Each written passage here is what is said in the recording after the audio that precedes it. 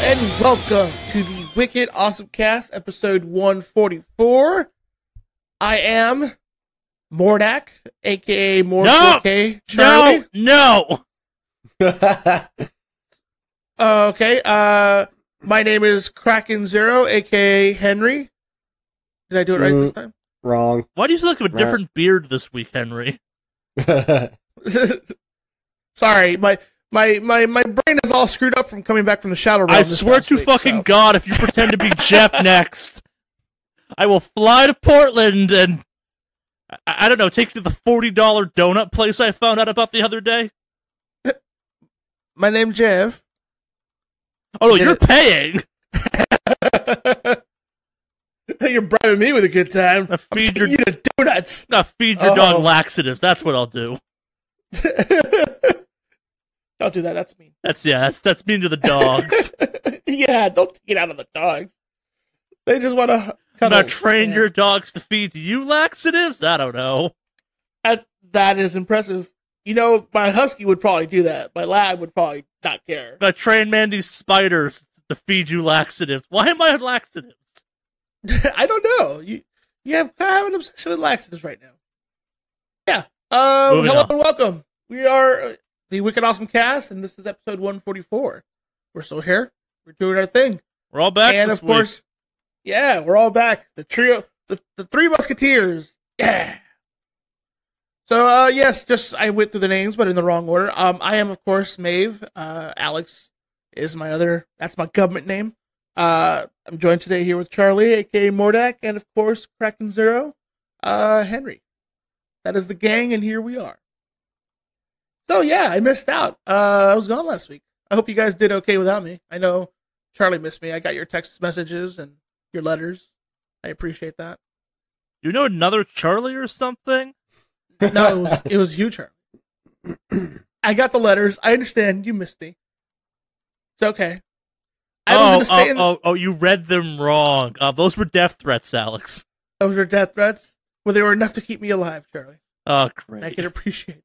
The burning fire of your hatred kept me warm through that cold winter. I wanted you to die! Yes, I was gone last week, but I'm glad to be back this week. I look forward. We can talk some video. Welcome back. We're not be able to talk video this past week. So last week was so full of moments made specifically for you. Yeah. I heard Bowser becomes an executive at fucking Nintendo. Yeah, a fucking dude named Bowser becomes the executive. Yeah. By the way, did you see the picture that he posted saying hello and thanks for all the Yes, we talked about that exact picture. Yeah. I fucking put in the notes last week hold for Alex's bad jokes. You've been gone the longest, so what have you been up to? Well, let's see. I've been enjoying the snow, whatever was left of it. So, I was out and about and had fun. Had a nice little snow day at work. Not enough to shut down the city, but enough for me to go out and enjoy. Wait. Snow day means something to the rest of us. Did they close the office? They did not close the office, but they did not have a fucking snow day. Look, for this fucking SoCal kid who's never actually seen snowfall naturally without having to drive up some expensive-ass mountain, this was my snow day. So. Was it just a day that snow happened while you were at work? That's called it snowed. Yeah, it snowed. Okay. Yeah. Use the correct terminology, because I fucking work at a company where half of the company occasionally has actual legit snow days, where it's the roads are closed because a tree got taken out by snow. Everyone go home. Well, so I had a snow day. And day where snow fell. Yeah, a snow day. That's what it is. It's a day with snow. Snow day. Right? Guys? Snow day. Make some quick notes as to where that silence was, so I make sure. Oh, but yeah. Let's see. So Mandy and I have been going out trying out some different Portland-esque things that have been kind of fun. And a couple weeks ago, I didn't get a chance to talk about it. We went to I guess it's called the Portland Lights Festival, where they do a bunch of like art exhibits and stuff like that. And boy, was that a thing! Like On the hipster scale of like riding a unicycle to work every day to building a unicycle flaming thing for Burning Man, where does this fall? riding a unicycle flaming thing at a silent disco. All you had to say was silent disco, and I knew exactly what you were in for. Okay. Yep. So they have a bunch of different laser art exhibit stuff, which is kind of okay, I guess. The crown jewel of this was they had I guess near the little convention area or something like that, they had a silent disco where you can rent out headphones for $5 and dance around in public. I hate silent discos. No, here's the kicker. The DJ was still playing music out loud. I know. So They always are. You didn't need to rent $5 headphones to listen Oh no, to it's music. different music with some frequency. But That means it didn't look like it. everybody's dancing at different ways. It just looks like chaos. Silent discos come in one of two flavors. The version Alex described, or the ones where it's like in an empty fucking warehouse and it's silent in there, and they're just blasting the music to the headphones exclusively. What Alex attended was someone realized, oh shit, we probably should play some music on top of the silent fucking disco thing to fill the air some, because silent discos are creepy as shit, actually. Like, what they were playing was probably like generic, hey, you're at a festival music. The stuff they put through the headphones is typically like the harder EDM bullshit stuff, where it's like, yeah, you can dance to this on Molly. Yeah. Wow. Sounds like a nightmare. Anything with a silent rave is a nightmare. Yeah, no, this was very much a kind of sad display, so to speak. I was just like, So pictures, like, it looks cool. Explain, like, it's visually it looks like aesthetically, but like it's, I could, having made some of these professionally, I know how this goes sideways. And so, was this your first time at an event like this? yeah, Did you know what you were getting into before you no. showed up? How did you hear about this? Oh, it was on a calendar we got for like things to do in Portland. Gotcha. And I was like, yeah, cool. We were actually going to go as a couple's date because Mandy has some friends that moved up here. Sure. And so we were going to go all together. And for them, like, it sucks, but their kid got sick. So they ended up staying in and taking care of their kid, which they should, as responsible parents. Good for them. And we're like, you guys dodged a bullet. So you guys are good. They've been before? No.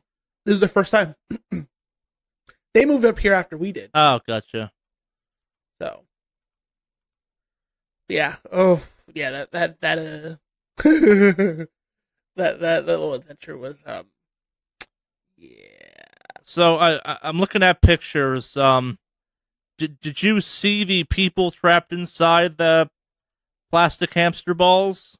No, they did not have that actually. They definitely did, because I'm seeing pictures from the event you in theory attended. Yeah, no, the one we saw was kind of lackluster. Couple light laser. They had like a weird like UV light thing with a table tennis thing going. Huh. For one part, and then we walked over to what was it, Portland State University, because it's in downtown Portland. So, we went down to that thing, and it was just literally like a giant, one of those giant. Weird okay. Yeah. There were 4 different zones of this thing. Yeah, and we went to 2 of them, and the second one was literally just at the campus. It sucked, so we're like, yeah, no, we're done here. So we went home. Sure. So, yeah, that sucked. But anyway, so we've started trying to dabble in some Portland things, and even then, sometimes we're like, yeah, this is kind of too much for us. Uh, other than that, I mean, it's been to be honest, I'm ready to quit. I think it's I've reached a point where I'm kind of not really having to game, and I only log into raid, and even that's not becoming 100% enjoyable anymore. Mm. So, I think my subscription's up in June. It's gonna be canceled. You could cancel it sooner. Just saying. Oh, I know. I'm holding out a little bit, right? But yeah, June is several months away. well, I have it every 6 months. You can cancel. They'll give you some of that money back. I'll write out the time. But yeah, between that, you do get that you're set. You sound like a guy who's like, okay, this is my last bag of heroin. When I'm out of heroin, I'm done, right? Yeah, well, let me finish my crack, is what I'm trying to say. Fair enough. Yeah. Between that, I have been playing Mean and Apex Legends, which has been fun. I've had a Legends, actually. It's surprisingly refreshing, and some of the quality of life changes they've added have been really cool. Like the idea that you can respawn your team if you can get to a respawn point for them is a fucking nifty ass idea. There are rumors and some like pretty documented stuff that Fortnite may be ripping that idea off. With I saw that. With like a revive ice cream truck. Yep, saw that. But yeah, other than that, I mean, I've been having a little bit of fun here and there doing that stuff, so it was nice. No. But anyway, you guys, how about you guys? What you been up to? Tell me. I'll go next, I guess. I had a complicated week at work, so I didn't do much. That whole getting married thing takes up a surprising amount of your time, so me and Jen spent some time kind of scouting stuff for that. But in the kind of more relevant to this podcast realm, I played a lot of Anthem because I make poor life choices. It's weird. So prior to everything I said in last week's podcast was true at that point in time. Since then, the number of technical issues I've encountered has increased some, but in a kind of like weirdly specifically controllable way, which is a little bit bizarre. I have completed the kind of inbox, if you will, Anthem campaign.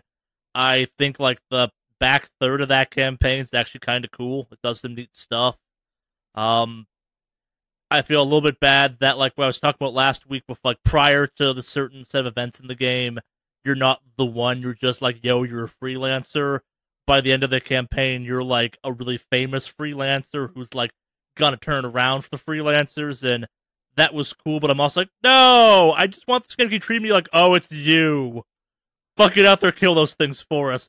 You know what I say? We don't care. You're not special. Go be a guy in a forest with a mech suit. Yeah, it's weird. I was reading online a bunch of people saying like the normal versus hard mode in that game are really different, and having spent a lot of time playing hard mode this week because normal mode is getting too easy, I think the difficulty for that game is kind of broken. I kind of think what that game thinks hard mode should be not in a, like, it's not hard, but, like, it's actually kind of a really good game on hard. Like, what the enemies do, it forces you to engage in the systems more. Like, you can't just kind of tank and grit it out some. You have to actually, like, learn what the fuck your javelin's good and bad at. It's a hard mode, like, so prior to all the betas and the early accesses I'm like, yeah, I gotta play the Colossal, I think, and then I found out in the private beta that, like, or not the private, one of the betas, one of the things for it, that the Colossus doesn't have shields as a deployable kind of barrier shield, which at the time I didn't like. And I'm not saying get the Colossus early. I do think maybe play through the campaign as the Ranger because it's the most versatile of the classes. But, like, in the end game stuff, when you can start to specialize, you can boost the Colossus's health so fucking high, it makes a real difference on gameplay. And, like, I made a full 180 turn on that class where I'm like, maybe not for me. Like, no, this thing's the thing I play. It's exactly what I want. I get to run people over with a shield. Like, I have a fucking flamethrower or a mortar strapped to my right arm, which is cool.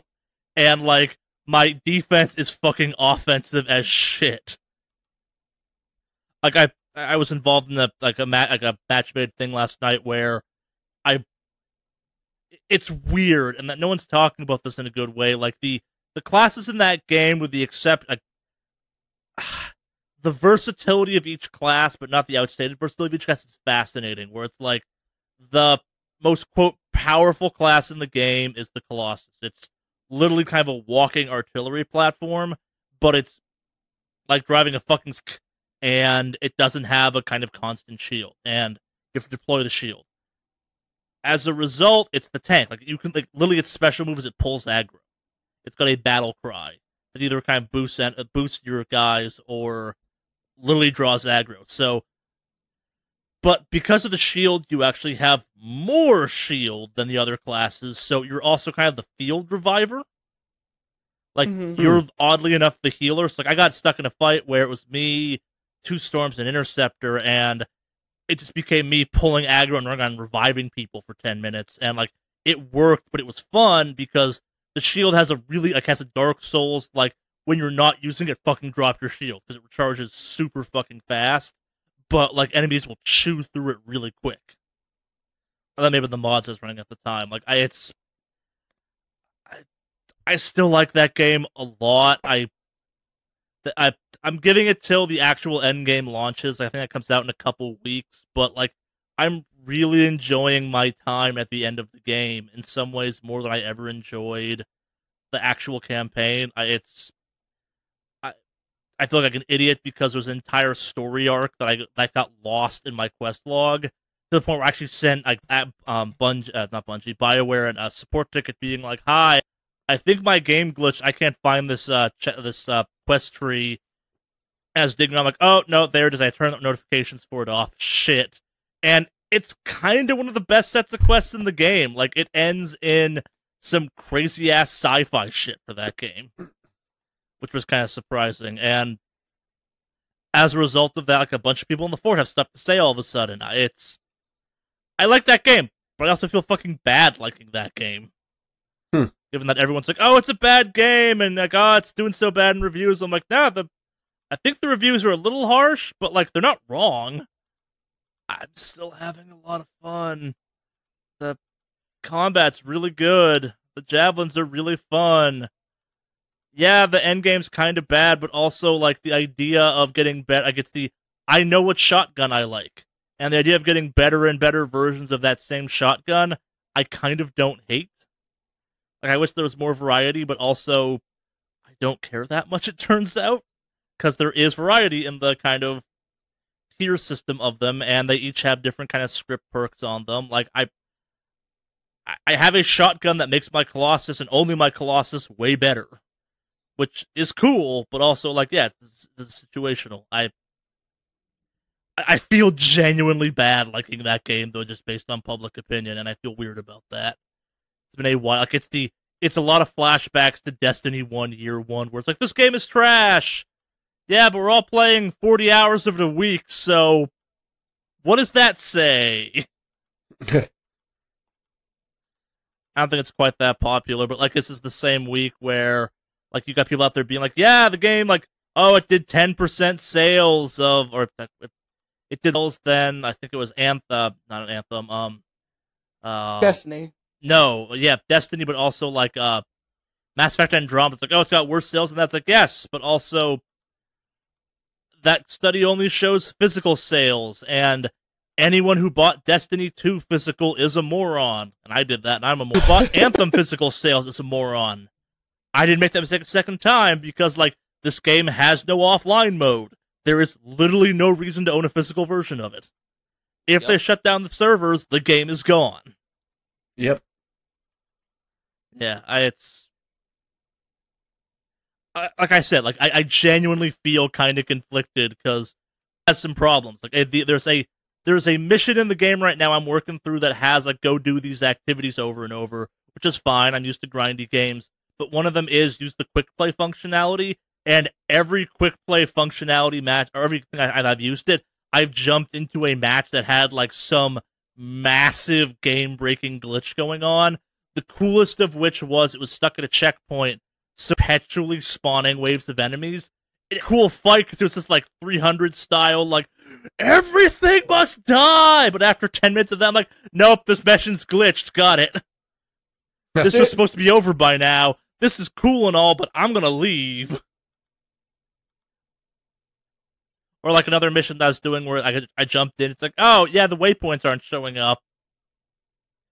Left, went back into quick match, got put right back into that same mission. I'm like, nope. Shit. I've had the game crash out a couple times. I'm having the weirdest time now where the game will run fine, then I'll quit it.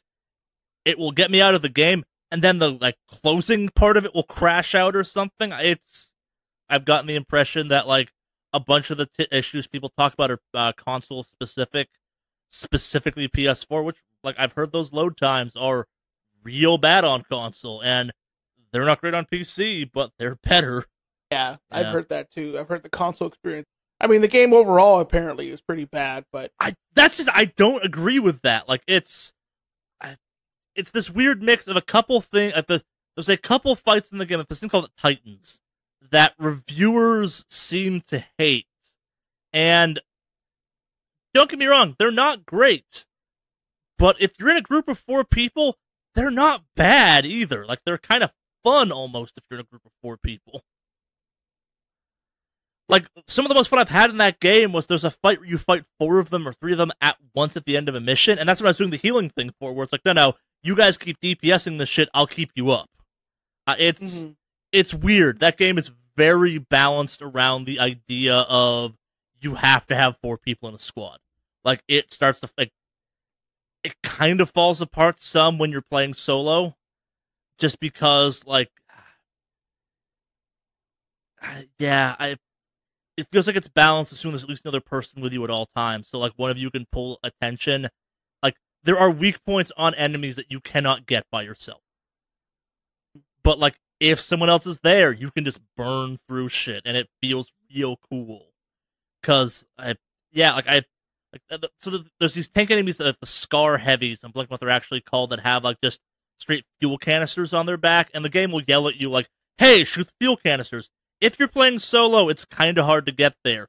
If you're not playing solo, it's like, okay, Colossus, go pull aggro, we'll get these guys. And it works. The game definitely has problems. I'm not trying to say that. Like, I've encountered more problems since last week than I had previously. Parts of the story aren't great, but I also kind of dug the story. It's weird because the story ends with one hell of a next time on Anthem moment that is weird but kind of cool. Like, there's this real weird vibe to the game for me, at least, and I keep saying kind of the same thing where, like, maybe it's early access, maybe it's not. Like, it feels like the actual version of this game is going to come later on this month when the Elder content drops, which is their endgame stuff. Yeah. Like, the next time on Anthem thing, like, introduces a much more plausible enemy and, like, hints at some lore shit and, like, makes the game far more intriguing than the game's default enemies of the Dominion that are like, we're the bad guys. Why? Our leader looks like Darth Vader. And spoilers, I guess, is into a giant demon thing at the end of the game, which is a cool boss fight, I gotta admit. Like, it is a game that's at its best when you are a person in power armor fighting like a 20-foot tall demon lord thing. And the game has lots of moments of that, which make it work. And it's got some problems, though, too. I don't know, I'm having a lot of fun playing it. I played a lot of it this week. The patches definitely fixed some stuff, but also started to break stuff, but also now, like, I'm in the end game and actually care more about my gear, and I'm getting good gear, and that game gets more fun when you unlock, like, purple and better quality gear because you have a larger gear pool to pull from. It's weird. I don't know. I'm not max level yet. I don't have all 4 javelins unlocked. I'm looking forward now to getting into an interceptor because of how like high end changes. Like the equipment alone at high end changes the game so much, and it's hard to emphasize that. Like this is a game, the campaign, and then tell me what you think. Actually, why? Well, because your loot prior to that's going to suck, and it doesn't matter. And just play the ranger, or not the ranger. Yeah, the ranger. It's like just play the generic one. Why? You don't have the gear to make the more interesting ones fun. You just don't. You can, but like, Storm's probably valid. I'm willing to bet, but like I can't imagine Interceptor or Colossus from the start of the game. I really can't. But what the fuck do I know? Yeah, that's not for Rebel Anthem. I'm having fun with it, but baby, don't buy it. It's weird. It's fun, but also kind of good. It's fixable. It's very fixable. That's maybe the best takeaway. That's a good way to put it, actually. Yeah. It's fixable. Yeah. It's suffering from, I guess, that similar Destiny beginnings where it's like... Yeah, it's in both a better and worse spot than it launched. I like this game more than Destiny 1 in some ways, but it's got more technical problems, but I think it's also like it's got its feet than E1 did, I guess. Like Destiny was kind of reinvigorating a whole kind of style of gameplay. Like it's Borderlands existed, but like loot shooters were few and far between at best. Anthem gets the benefit of what a loot shooter is, and what we can do to improve these. So, like, yeah, and I also think the team at BioWare's done a really good job of talking to people, like their kind of community interaction and their kind of the Twitter accounts, the Reddit stuff. Like it might just be a smokescreen, but it feels genuine and responsive. And at least the stuff they've been saying all along and the changes they've made and all that jazz are good. Like the changes feel positive for the most part. And one of the examples of that, a couple of the loot drops currently in that game were kind of like one that you had. Yeah. Like, you had a rifle that dropped that gave a damage boost to pistols, but you didn't have pistols equipped, so it was kind of like a worthless stat to have. And I guess somebody had written this lengthy post, and I think the guy used to work at Diablo. We used to work on Diablo 3, working on their like loot stuff and itemization. And I guess they took it to heart, and they released a patch recently too. Like, hey, just so you know, we've changed the loot drop so now you can't get completely useless combos for loot. For new ones, not the old ones, but still, like, that alone, like, they're like, okay, yeah, granted, it's a fucking fix that they had to roll out already, but the fact that they're, like, listening, and they're like, yeah, no, all right, is kind of a good sign, because it was a well-written post, and whatnot, and they responded on Reddit, and, yeah. So I can definitely give, EA has been kind of good about that, right? It's weird to give EA such a good compliment. Yeah, it's between... And I think that's the thing. We're not complimenting EA. We're complimenting BioWare, what BioWare is at this point. Like, EA didn't make this game. BioWare Studios did. And they're owned by EA. It's published by EA. It's on Origin. But, like, it's not... what's the CEO of EA called? Or what's his name? I'm blanking on it. Like Satan? Sure. He did not make the game. Uh-huh. And I think people have a hard time distinguishing that. Like, it's the... Remember, this is by that measure, like, EA made this game, and they made Apex Legends, which is doing quite well. Yeah, and that one, they're really good with the community right now. Yeah, like, I think it's... Maybe this is all new EA kind of thing, all new improved EA, if you will. Like, the post... It's weird, like, post Battlefield 2, Battlefront 2... Star Wars multiplayer shooter game that came out a couple years back that we all were up in arms and outraged about. Like, it feels weird to say it, but post that, EA seems to have, like, doubled down on, we're going to interact with our communities more. Like, maybe not always effectively or well, but there seems to be a bizarre emphasis on that all of a sudden that I think is a net positive. Like, it doesn't change the fact that Anthem has problems, and that game still, like, that game seemed to turn it around eventually. People seem happier with that game than they were at launch, and yeah, and it's still being supported like 2 or 3 years later, so yeah. Yeah, moving on from Anthem, though, I played more Apex Legends. I downloaded the PC version briefly. I'm like, let's try this out. Like, all right, I don't play these games on PC, but that game does work on PC with controller support, oddly enough. Like, you can be viable in the PC community for that game with a controller, which I kind of dug. I played that some. I played a little bit of For Honor because I still want to like that game more than I do. I really do. And now I have it on my PS4 via download, so thank you, PlayStation Plus. Yeah! What have you been up to, Henry? Alright, well, still playing games that won't tax my system because, yes, I still don't have a video card or a replacement video card anyway. And so I decided to look at the Independent Games Festival finalists. And one thing I found that when I was going through them have not been released yet.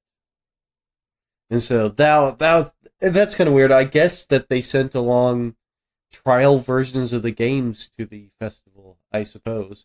Because, yeah, several of them, quite a few of them have not actually been released yet.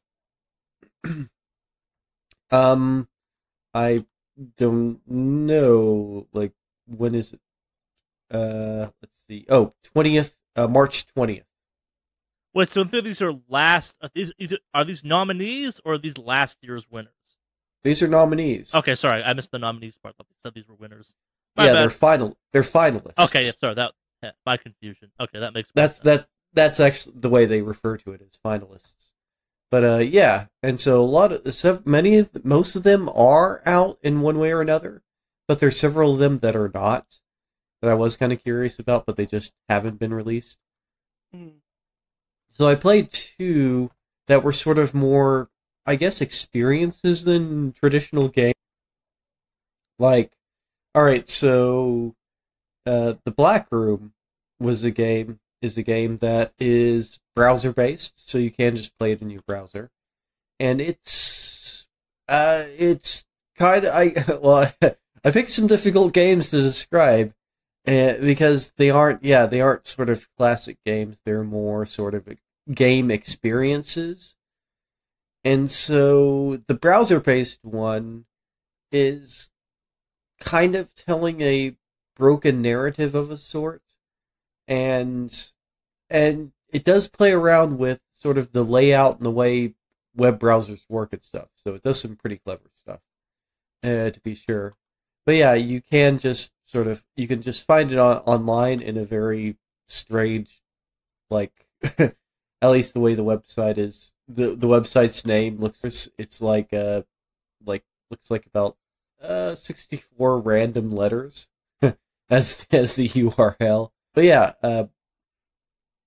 you can just it's an experience. So you just kind of click through it. It plays a bit like a point and click game, I guess. And you just sort of mouse hover over stuff and click on stuff and check things out and kind of explore it. And it's it's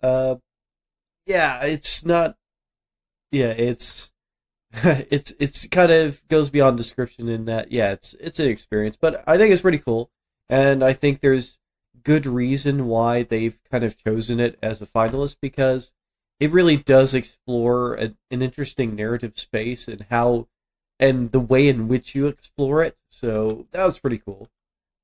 I'm on their itch.io page. Like, it's got some real impressive retro style graphics going on. Yeah, well, yeah, it does a lot of. It actually uses some old sprites from older games. Okay, that makes sense. A certain amount of them, and then some of them are custom made. And yeah, so you gotta click through at this kind of very dreamlike experience. It's very stream of consciousness, but it's definitely exploring interesting narrative space in a very interesting way. You need to have a large desktop and a browser to play this on. Like, you wouldn't be able to play it on a phone. Things involving the way you use the browser and the ways that you have to view certain rooms, that you have to have a browser that's you can both make very big and very small. And I don't want to give away too much of it. I think it's worth checking out. It's not like something you get stuck into or something you have to do. It's just kind of like something you can hop back in and out of. So that's pretty cool. I downloaded another one called Circle Zero, and it also kind of falls in the same sort of experience thing, except it actually has some controls. And so the way it works, it's kind of FPS mouse controls. So, WASD to move around, use the mouse to look around and click on stuff. But it's just to clarify, this is not Circle Zero Otherworldly Hero business? No. Okay. No. This is just something called Circle Zero. But yeah, essentially there again, you're kind of exploring a narrative space using FPS controls. And it has some kind of bizarre mechanics. Like, one of them is you essentially have a visor, and you're kind of like it's hard, I guess it's kind of like you're walking around inside of your own head, in a certain sense.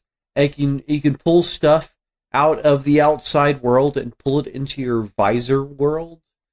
And you can equip anything, like, if somebody's running around, you can buy them and then equip them in the game. It's there again. It's one that's a little bit hard to describe by just its mechanics alone, but it's definitely an experience. You go around, you check through it. You're moving around in a very interesting narrative space, and the way it wants you to, and the way I guess what both games have in common is the way they want you to explore the game. The mechanics of the game are the interesting part. Like, the way that you actually end up trying to explore this narrative space becomes the very interesting part. So I think they're very cool. I like to play games that sort of play with the idea of what does it actually mean to be a game? What is it? Yeah, I mean, I have quite a few games like that in my game collection, to be honest. Like, that play around with, what actually does it mean to have a game? Like, there's this one game I play, this is also in my just in my collection, called what's it called? Oh yeah, that's right. Luxuria Superbia. And that one's also sort of like, that is I don't know fucking name, man. Yeah, Luxuria Superbia, and it's also another sort of exploring a narrative space. It's kind of hard to describe, but yeah, I like these games that aren't married to a certain idea of what does it mean to be a game, and what does it mean to, like, what are game mechanics? What do you have to require to be called a game? And I think that can get pretty vague. I mean, it seems like there's something between just, if it's an interactive experience, can you call it a game? Is that enough to be a game? I don't know. I mean, I'm not saying these things as things I know. I'm saying that these are games. These are games that kind of mess with the idea of what does it mean to actually be a game. Fractiony or no?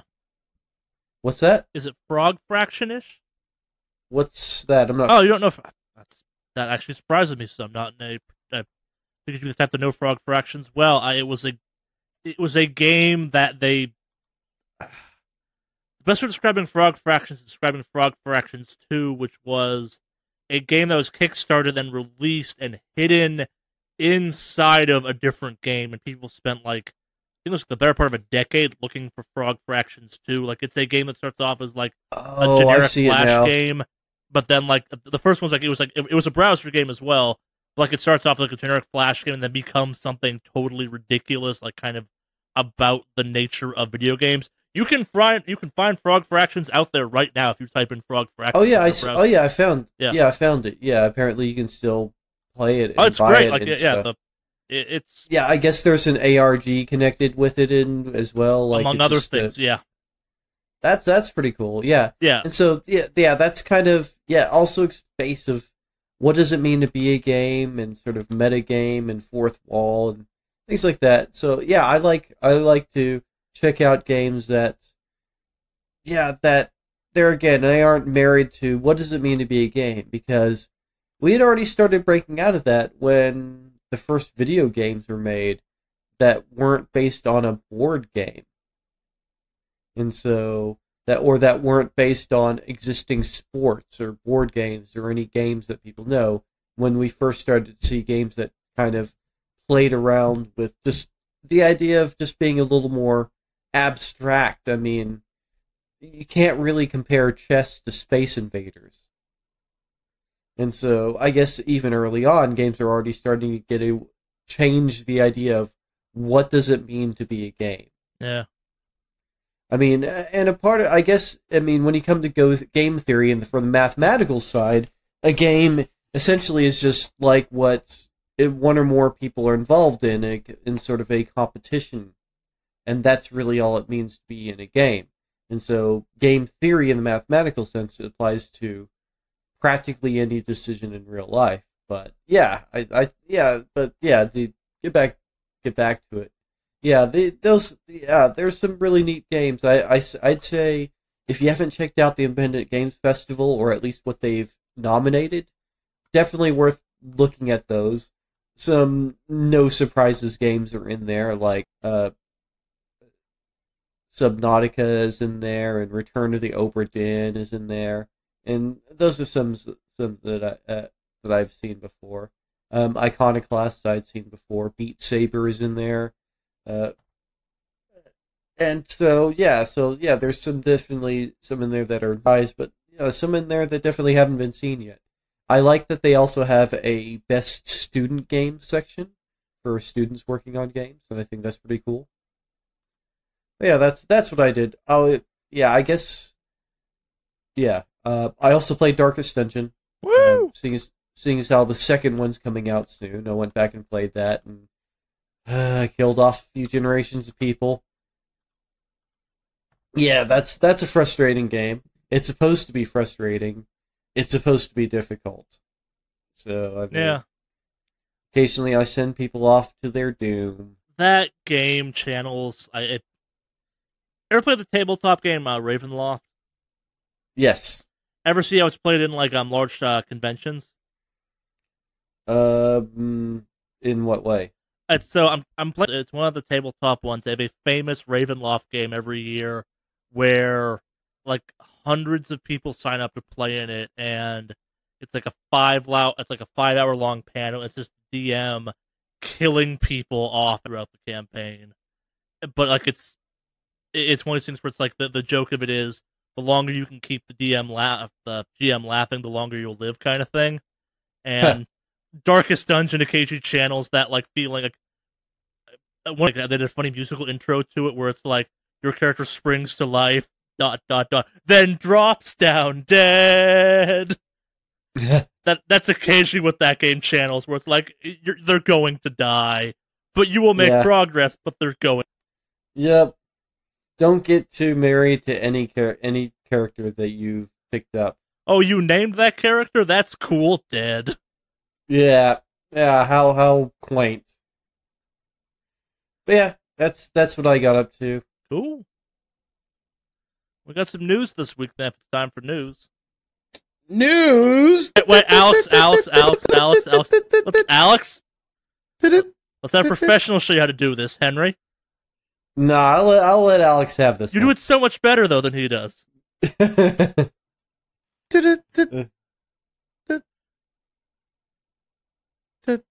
Okay. That's for earlier.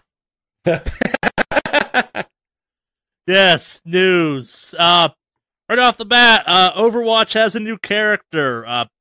Baptiste? Is that how you pronounce it? Yeah, I believe that's what it is.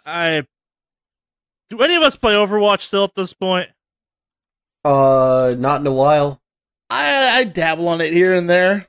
So you're the most qualified to make a comment on this one, I think. But like, the dude seems pretty generic as far as Overwatch characters go. Yeah, he seems about as generic as, I mean, alright, Soldier 76 is supposed to be generic. Yeah, that's kind of the there's point. a tongue-in-cheekness to Soldier 76. It's just the most uninspired design. I mean, he's an or say enemy. He's a Overwatch dude from Haiti, and Which it's is cool. The Haiti part is cool. Yeah, but they didn't do anything interesting with him. Yeah, I mean, maybe everybody else, he's just so. His entire design is just. He looks like a background extra to this. Yeah, watching the kind of new hero trailer for it, I'm like, this is we put a scarf on a background character, so you cared when we killed them.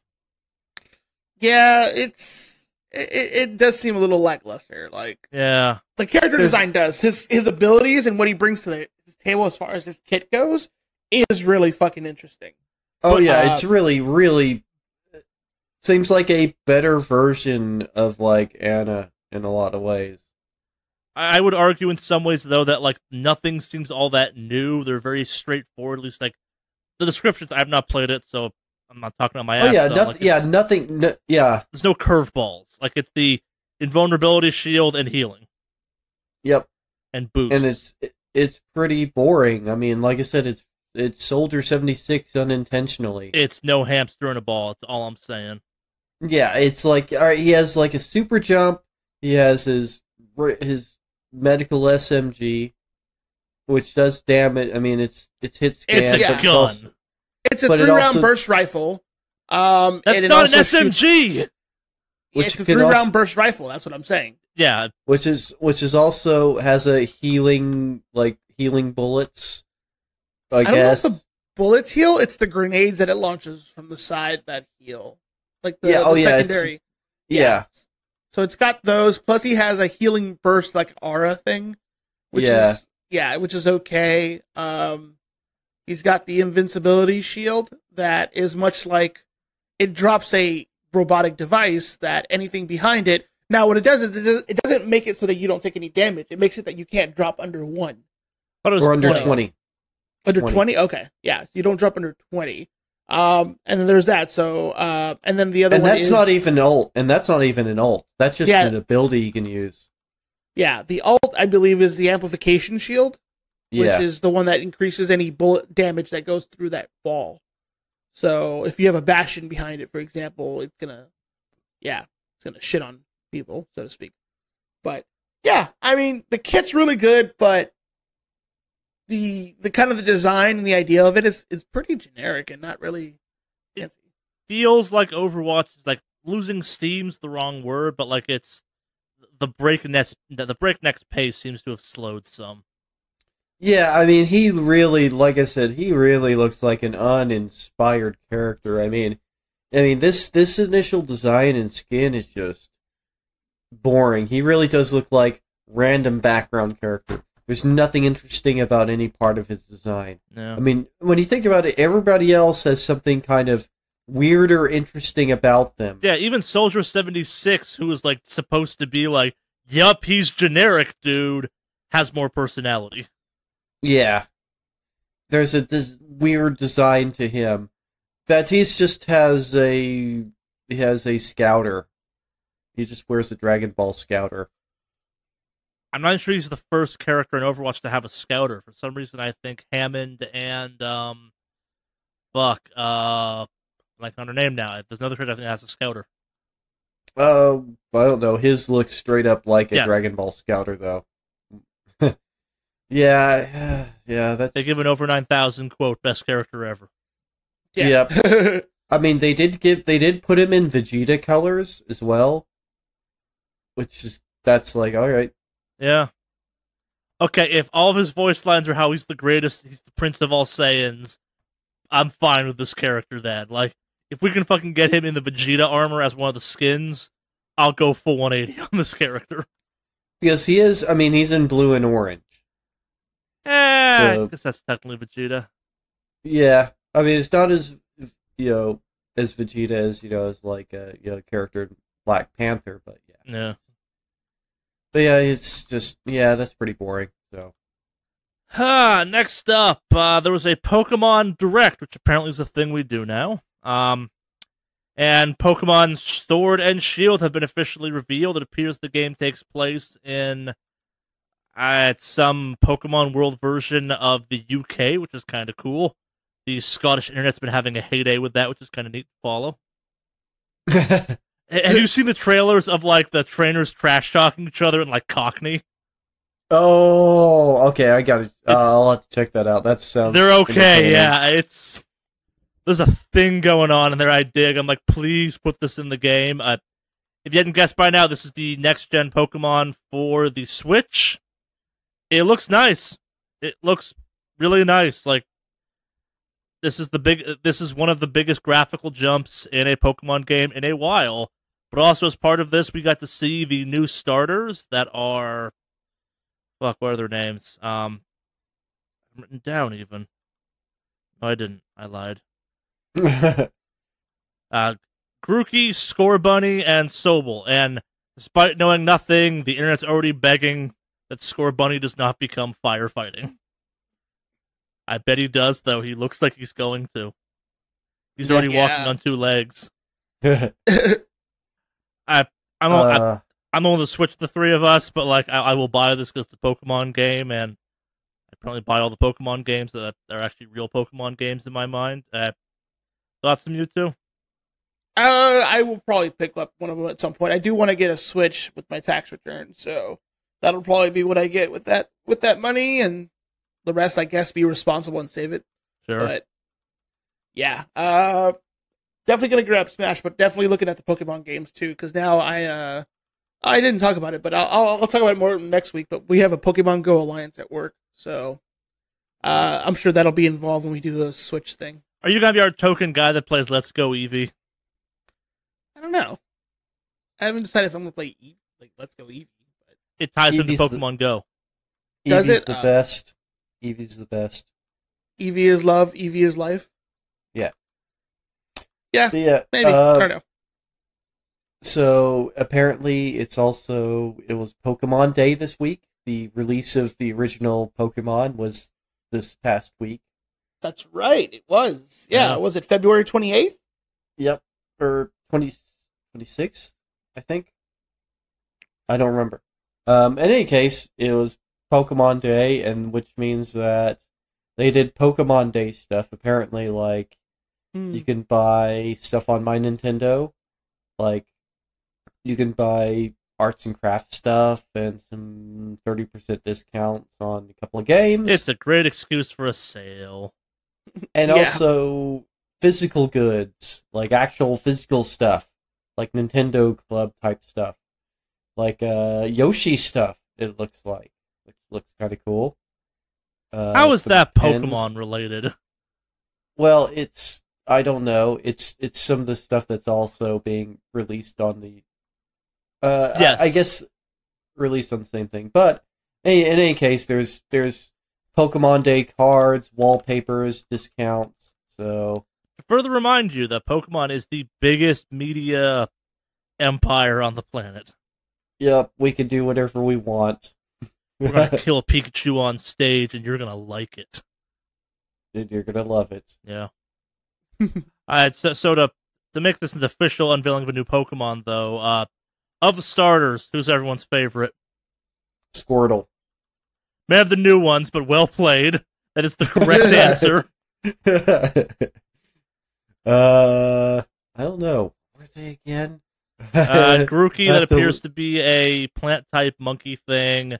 Scorbunny, which is the least of the three Pokemon looking of the three, but is the fire type, and Sobel, which appears to be a water chameleon. I gotta admit, like, I always have a soft spot for the water types, and Sobel looks potentially cool. Like, it cries to make attacks happen, which is kind of cool. Sad, but I kind of dig it. Horrifying, yeah. but you know, all of Pokemon is horrifying. All of Pokemon is dogfighting, yes. Yep, it's all horrifying. So institutionalized animal cruelty. Why not literally make them fight with their tears? I still think we have yet to match like messed up Marowak status, which is Oh yeah, we've I wear shoved the face- mother of this thing's skull on its head and it grew fucking into it. Yeah, that's pretty horrifying.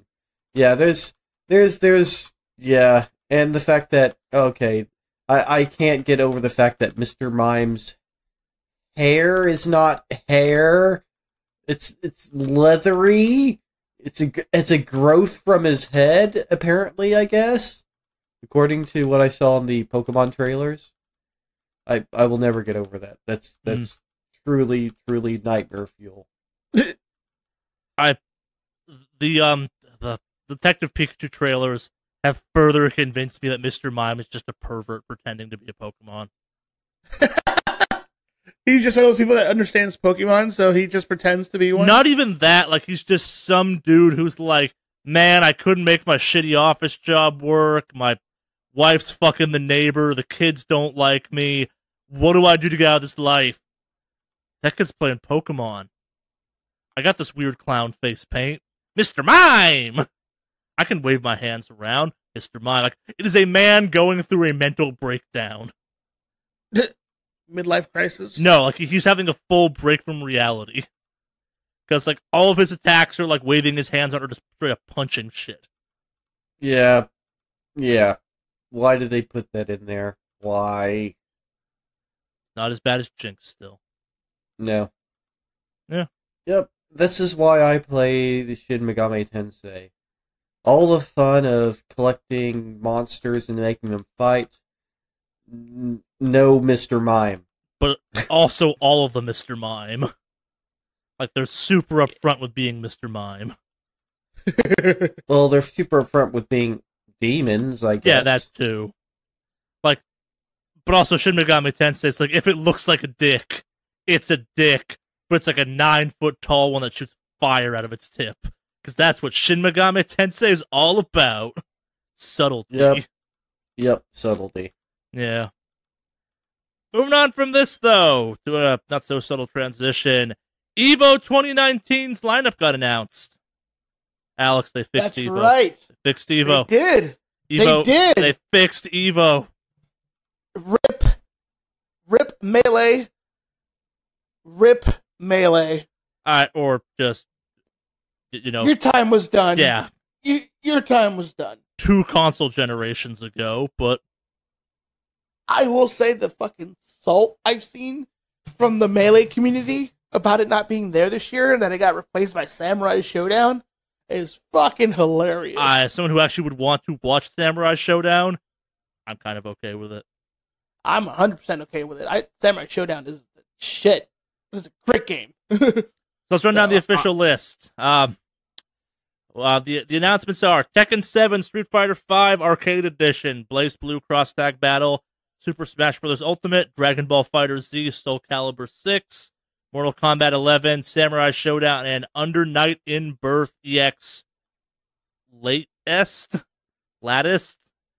Anyone know what the fuck Under Night is? It's another one of those like anime games.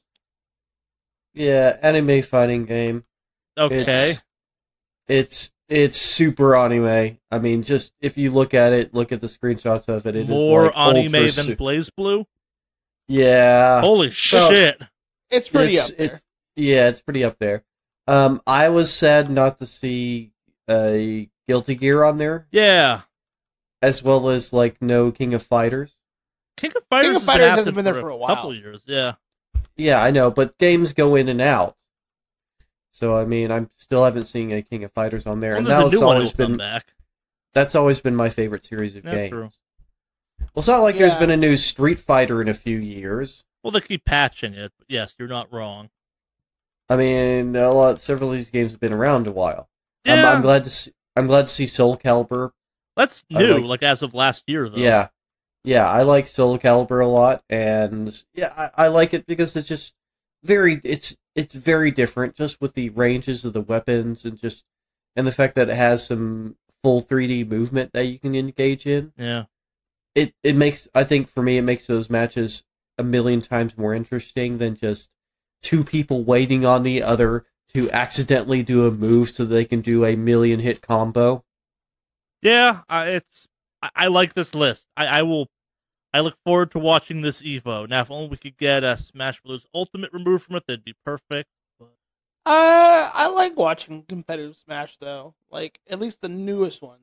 Like as long as it's not the old ones, I'm okay with it. My views on this are well documented. The amount of counter to what that game is designed to be, you have to do to make that game quote tournament ready, bugs me to this day. But I get it. Like I respect the Smash scene. I don't enjoy watching it where it's like, yeah, we play one of 4 characters. Yeah.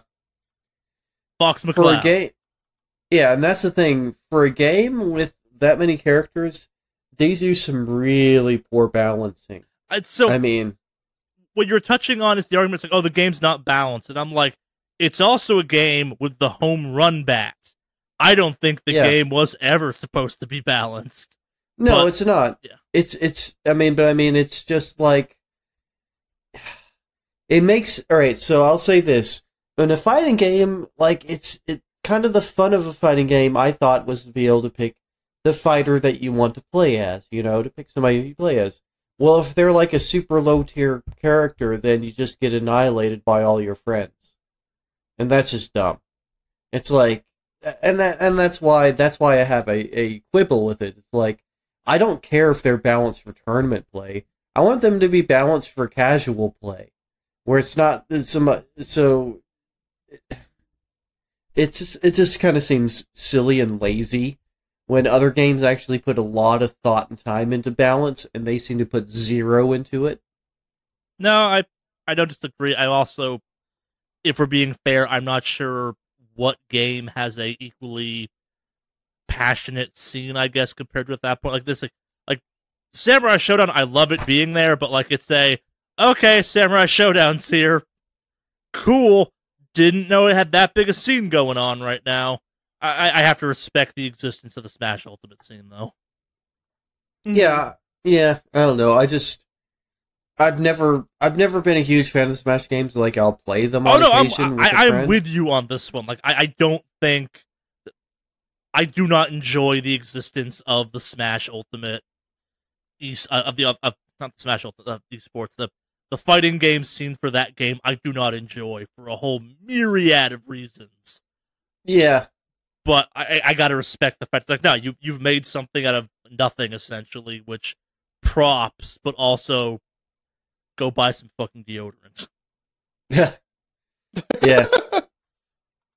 But yeah, like I said, I'm glad to see Soul Calibur in there because it just plays so much differently than the rest of them. Yeah. In a lot of different ways. It's a little weird we've now gone on 2 years in a row with a game that's not out making the EVO roster. Like, Mortal Kombat 11's not out yet. It'll be out soon enough, but...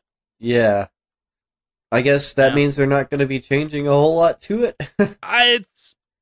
As much as I love the NetherRealm fighting games, like, even franchise to franchise, MK and Injustice are similar enough that it's not like, oh, this is a big difference this year. It's like, no, it's still a NetherRealm's fighting game.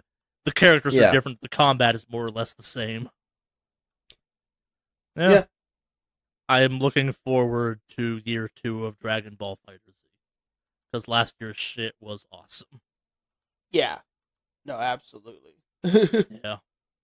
And also, our dear friend, Keith Crew has a fantastic video out reacting to this already. It's his video from last year where they were announcing it is one of my favorites of his. This one joins that in the, like, yep. The FGC's weird. Yep. Mango Nation returns. What's next? We kind of touched on this, and it was talked about more in detail. And BioWare's gotten out public said, hey, we're fixing the Luton Anthem. We already talked about this in great detail. A lot of people have gotten out there and said how to fix it, from people that former Blizzard employees to just the Reddit community being like, yo, make more loot drop. And no one's really wrong. It's just this is on there mostly from the officially saying, yeah, we're going to fix it. We get this as a problem. Support is good. But also, on the other end of the spectrum, Bungie has unveiled their first trailer for Season of the Drifter, the second part of your annual pass if you bought into that for Destiny 2. Season 5, I want to say, of Destiny content. It's Season 6. It's got a real cool trailer. It shows off Thorn. They're making my favorite mode in that game, Gambit. There's now 2 versions of it, Gambit Prime and normal Gambit. Gambit Prime sounds ridiculous and comes with like Tron-ass inspired armor so you can help designate which role you want to be in Gambit, which as someone who played a lot of Gambit before I kind of tapped out of Destiny, I did not realize there were kind of 4 roles to play in that damn thing. And I think back when I played it prior to Destiny 2 adding it to the game, when I was like, yeah, this could be the esport thing Bungie keeps trying to do. This really could be the esport thing Bungie wants to do. Gambit's still real cool. But the story of the Season of the Drifter got outlined some. We're going into his weird-ass ship. The roadmap got a little more detailed for it. It looks cool. I have thought about going back to Destiny more lately. I haven't, but the thought is there, and they've been officially said, yep, Thorn's coming. And we will see how that goes over. In Destiny kind of franchise history, that's one of the most nefarious of guns, not from a lore standpoint, but from there was a chunk of time it was so ridiculously broken that it got nerfed so hard that it got kind of faded from obscurity, and it's the point of, depending on which version of Thorn they bring back, it could be a real sore spot for people. No pun intended on that one. Alex is the pun guy. I apologize. Hey. What's next? I kind of on that, before we move on, actually, on that same topic, Bungie's making the microtransaction aspects of the Destiny 2 a little less friendly. There was something called the Prismatic Matrix that essentially you could use to pull from a table that had a punch card system to it. They're doing away with that. It makes sense. A lot of the kind of talk of the Season of the Gambit is this is the first post-Activision path for Bungie, which is cool, but also you got to make that money somehow, and this is a great way of doing that. To encourage loot boxes, you're doing away with the punch card system, which makes sense. I'm kind of half expecting Destiny to get a battle pass of some kind, maybe. It feels like the right path to go for this type of game at this point, which is sad. Well, don't they already kind of, in a way, have a Destiny pass? They have the annual pass, which is just kind of like, I'd call it more like a subscription a la Blizzard style. I'm talking like a battle pass where it's like, hey, you pay for this, and you play, and you get cool stuff by completing specific things. I don't know. That's what a battle pass is more in my mind than what they currently have. It'd be a smart move to go, potentially. Also, maybe a scummy one. While we're on the topic of loot shooters, there's some pretty heavy rumors out there that Gearbox may officially reveal Borderlands 3, a game we know they've been working on for years now, at PAX East. That'll be interesting, because when is PAX East? Is pretty soon, right? It's coming up. Weeks? Yeah. Pretty close. I think they have to announce it soon. Like, in the time that game has been rumored happening, multiple loot shooters have been announced and released. Yep. Yeah, I actually don't even know how a Borderlands does in the modern environment. Do you think they'll give it a Battle Royale mode? I'd already had a Battle Royale mode, kind of. I guess it had more survival ways. I think the nature of what makes people play Borderlands is diametrically opposed to what makes a Battle Royale work. Like, on one hand, the idea of 100 people with ridiculously broken guns all dropping onto a map to fight each other sounds fun. On the other hand, I can imagine that game getting real sick real quick, depending on what guns you had. Yep. And I don't want them to fix the guns. Like, it's kind of like why, as much as I'd enjoy a Battle Royale for Destiny, you should never do that, because the point of Destiny is you bring these guns with you, and the idea of, like, looting something and getting, like, one of the exotics of that game or something equal like that's, like, currently broken, it's like, that sounds not fun. Everybody will just rush towards getting the most broken gun they can possibly find. But that's what Borderlands is. Like, it's a race of the most broken of guns. That's the point of Borderlands. Like, yes, this gun shoots tugboats. Not it shoots at tugboats, it physically shoots tugboats. Yeah. And it's a pistol. That makes sense. I aside from the fact that game's kind of always had a weird personality, I am looking forward to the idea of a Borderlands 3. Like, I expect a sad claptrap dabbing on fools that will just be like a sad, drawn out, like, hey, this is what the kids were doing when we started development on this game. Yeah, I don't know. Were either of you two big Borderlands players or no? I played the first one quite a bit. I liked Lilith a lot because she has a great build that you can do with her to have her be basically like hand to hand. Yeah. So I build her as a ridiculous hand to hand combatant because it's super fun to do. But I played I didn't play the second one nearly as much because it didn't have a character that was nearly as good at hand to hand. They had one that was better. You could build Zero to be a fucking ninja. He had like takedown moves. Yeah, but he wasn't as interesting. Lilith was more interesting. I liked her going in phase walk thing. I thought that was super cool. Yeah, but he had like stealth moves though too.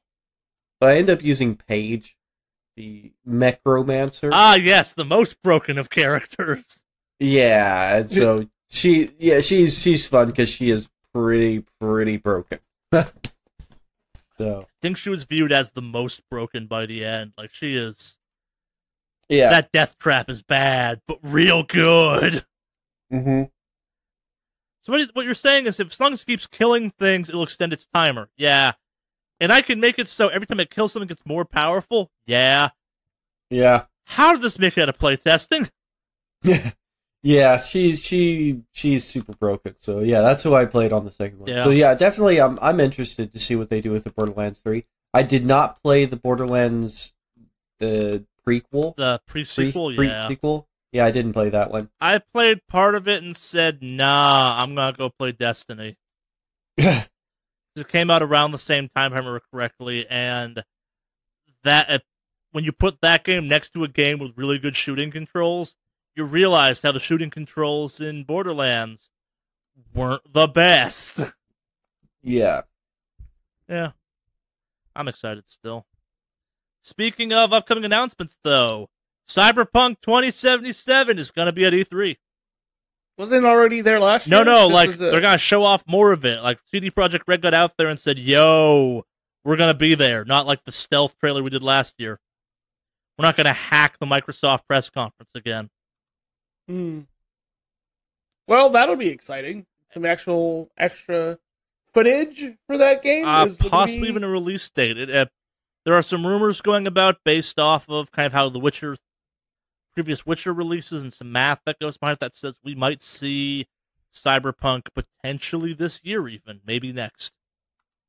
Ooh, early as this year? Yeah. Okay. Well, and this is based around the idea that last time, so for The Witcher 3 and The Witcher 2, I guess The Witcher 1 technically as well, when they showed off gameplay footage of it to the public, within like a year and a half cycle of that, they released the game. And they showed off behind closed doors that demo we kind of eventually got to see last year at E3. And that would put it within that kind of year time span of, hey, it might come out like holiday of 2019. But that's pure speculation and people really wanting it to come out sooner rather than later. Yeah. I would like that. But I'm not holding my breath. I just want that game to be done when it comes out, if that makes any sense. Alright, we're getting into some weird stuff now. You want to cover THQ Nordic's big folly of the week? Oh god. Some smaller stuff. You want to save that one for last? Yeah, let's save that one for last. That one's just fucking ridiculous. Oh god. Let's cover Weezer next. Anyone on this podcast a Weezer fan? I actually like Weezer quite a bit. I was I don't really listen to them as much anymore. I mean, but yeah, I was a fan in the 90s. Sure. When were you a fan, Alex? I still am, actually. Would you go see Weezer in person right now? Yeah, I would actually. Okay. I guess then this news will relate to you then. This news is for you, Alex. Because in Fortnite, a game of your age bracket, aimed at your age bracket, there's now a Weezer-themed island. You're way closer to the demographic of this game than I am. That's the joke I was making, yes. Give me back my Tetris. We got Tetris news for you later, old man. Yeah. No, I think this is pretty fucking cool. I mean, okay, so first of all, let's be honest here. They did the thing with, what's that dude, Marshmallow or whatever? This was going to happen. This is just a new medium that they get to advertise in. And, no, please. So, what this made me think of is a comedian after I wish I knew the name of off the top of my head, who has a great kind of section of his bit about being the oldest guy at a Weezer show.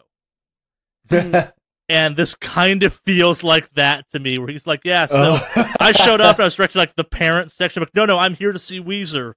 And I went down and saw Weezer, and I was like a foot taller than everyone else, and realized I was older than everyone else by 20 years. And then it was creepy that someone who wasn't even 40 yet was hanging out at a Weezer show and not in the parent area. Like, I'm making fun of Weezer some, because there's not, like, in my mind, they will never be the if you want to fucking unravel a sweater band in my brain. Like, I have no reverence or fond memory of them. Like, yeah, they're that hipster band before hipsters existed.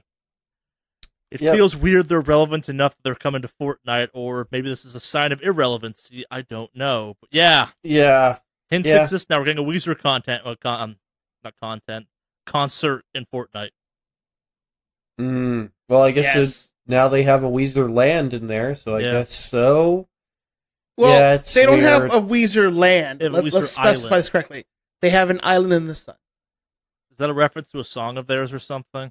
It's a song, Island in the Sun. That's why Fortnite gave them an island in the sun. I wouldn't know that. I thought they were releasing sweaters or something. Hey!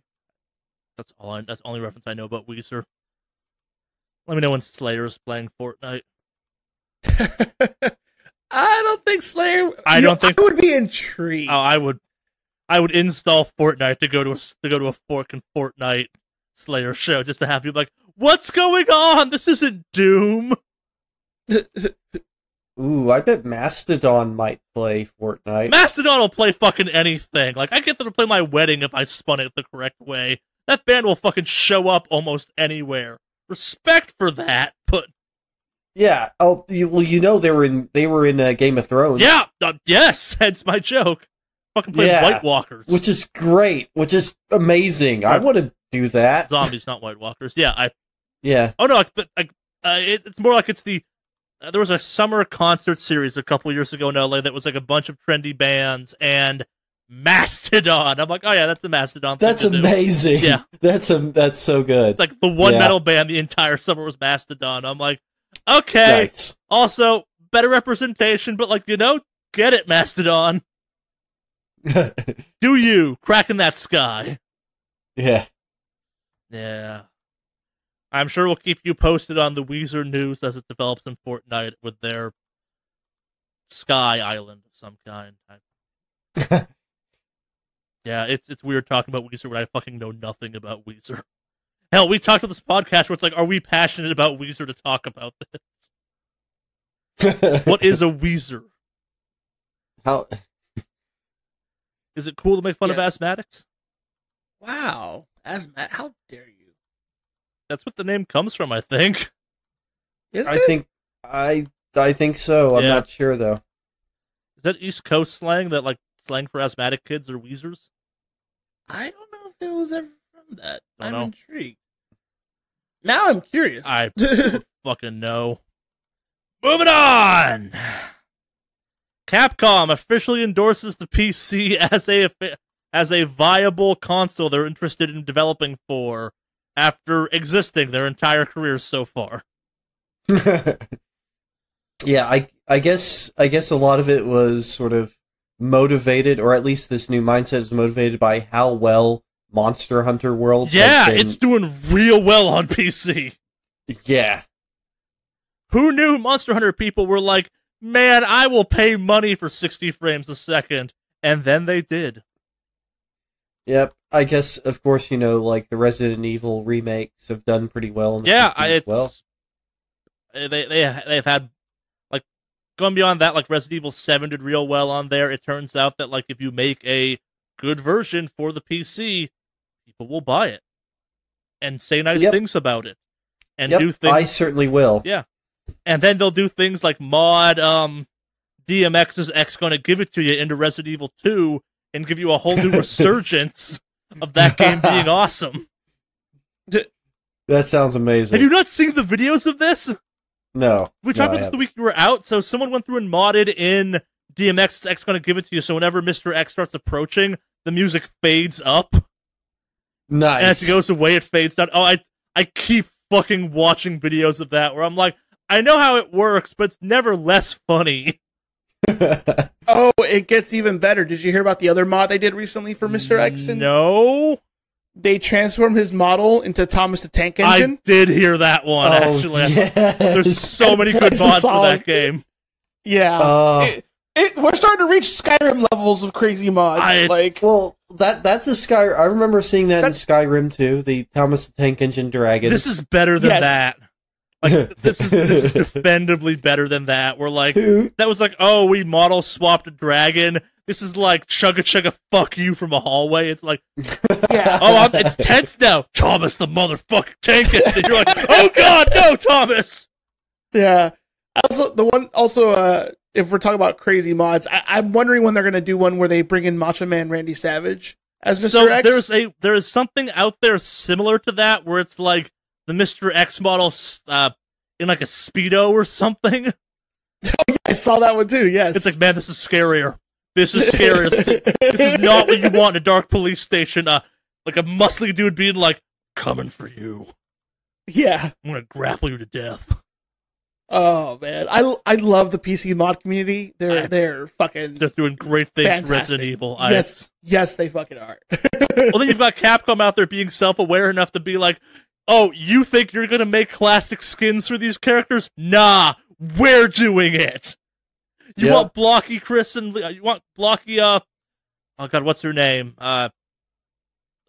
Claire. And blocky Leon, here you go, fuckers. We're not letting the mod people have this. Go back to making DMX. Yeah, the Mr. X. I showed Mandy that one. She doesn't know much about the Resident Evil games, but I showed her that mod. She thought that was fucking hilarious. You don't have to like Resident Evil to find that shit hilarious. Because, like, it's a joke that's so on the table right there. It's like, what's going on? Just give it a second. You'll get it. Oh! I get it now. Its name is X, I'm guessing. Yes, its name is X.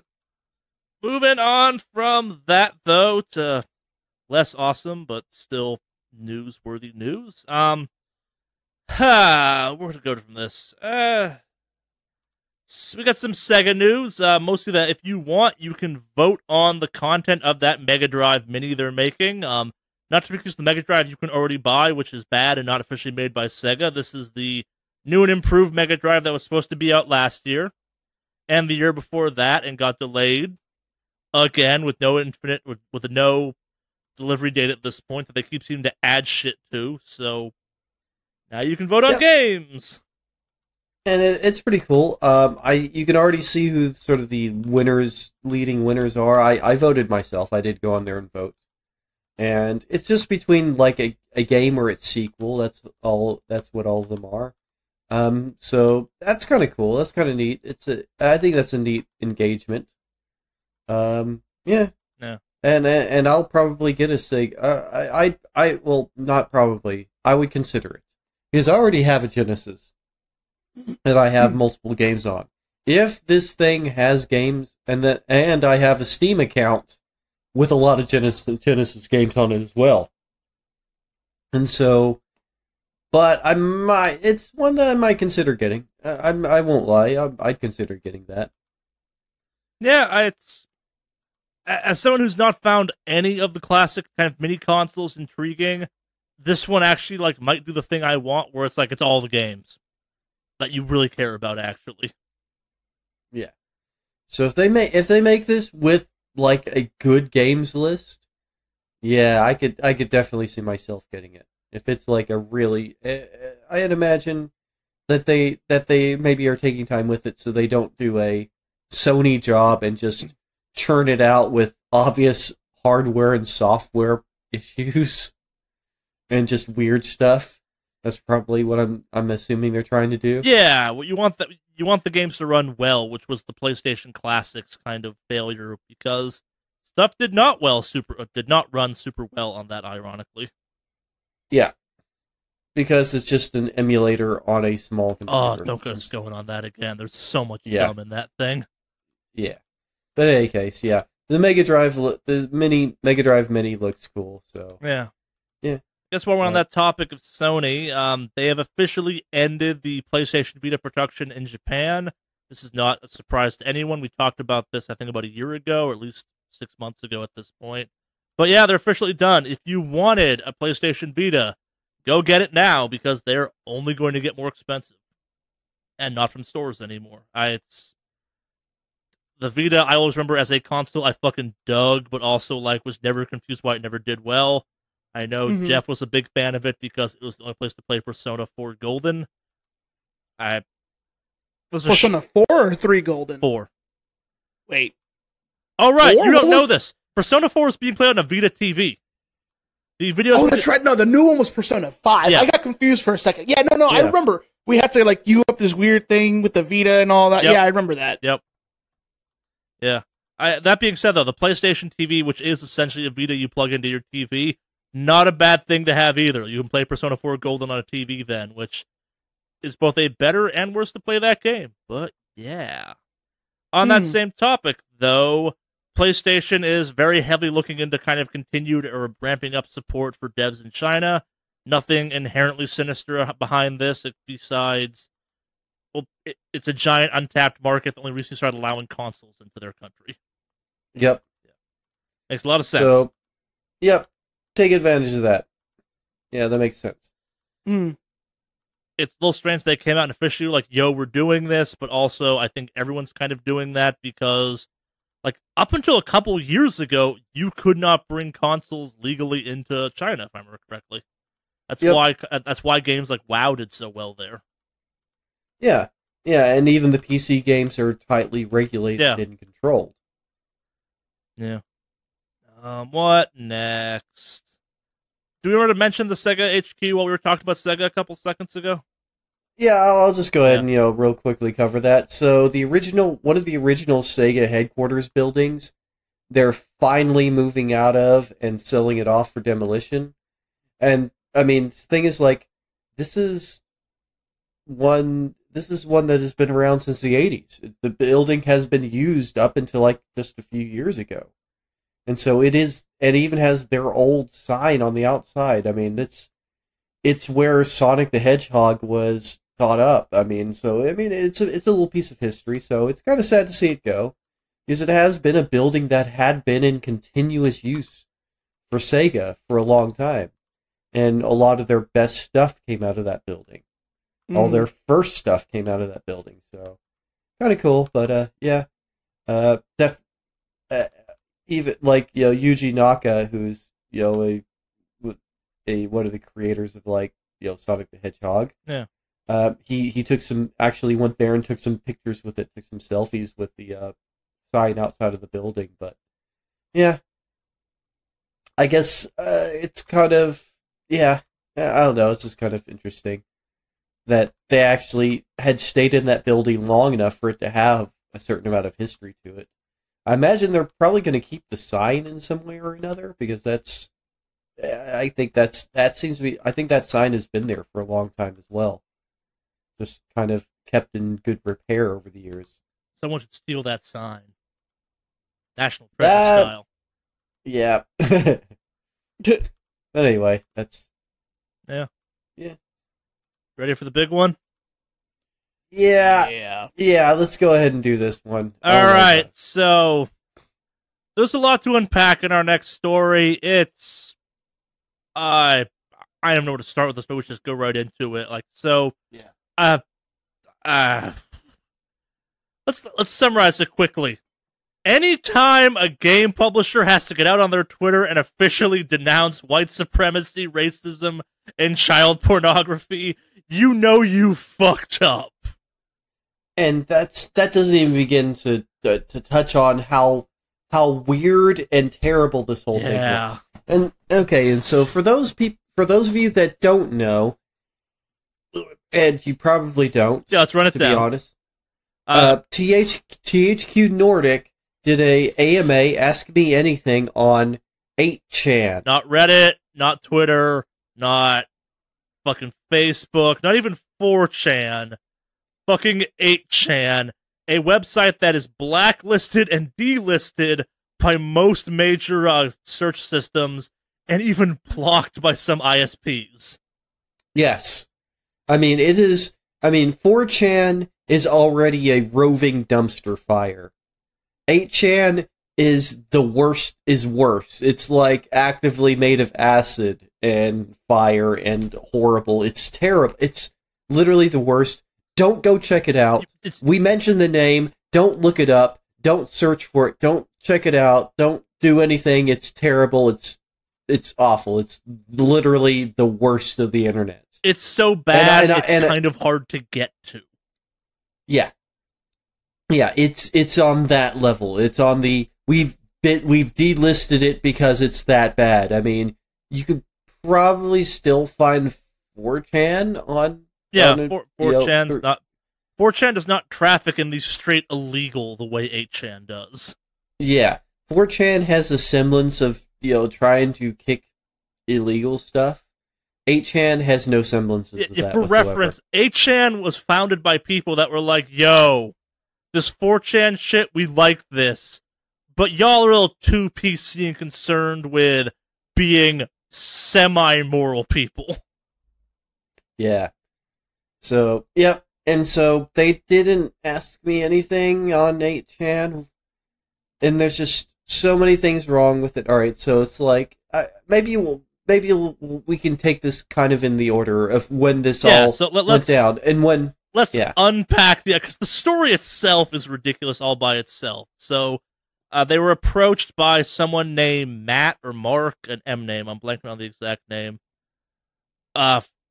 I guess from 8chan or something to do a AMA on 8chan because sure, that's a thing people do, I guess, but AMAs are things. THQ Nordic recently put out like Metro Exodus, Darksiders 3, like they've been as a company they've been buying up lots of kind of dead or abandoned IPs like Kingdoms of Amalur, which could be cool, and then doing stuff with them, which is neat to see.